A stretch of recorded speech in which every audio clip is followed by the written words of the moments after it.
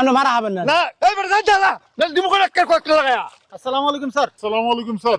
ওয়ালাইকুম আসসালাম। অবৈধভাবে চায়না জাল দিয়ে মাছ মারায় 4 জনকে আটক করেছি স্যার।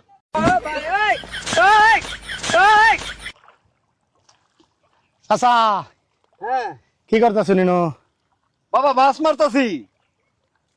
মাছ মারুন ঠিক আছে, শুনুন শুনুন একটা কথা হ্যাঁ কই। হ্যাঁ কোন এটা কি জাল? এটা তো চায়না জাল। চায়না জাল দিয়ে যে মাছ মারা হ্যাঁ টোটালি নিষেধ, এটা জানুন আপনি? আমি তো নিষেধ টিষেধ মানি না। আপনি মানুন না, আমার কথা বুঝুন। সরকার টোটাল নিষেধ করে দিছে, এটা যে চায়না জাল দিয়ে মাছ মারুন যাব না। না না এটা কি রকম চলতো না তো। আমার কথা আপনি বুঝুন। আমার জমিন আমি মাছ মারুম বেড়া।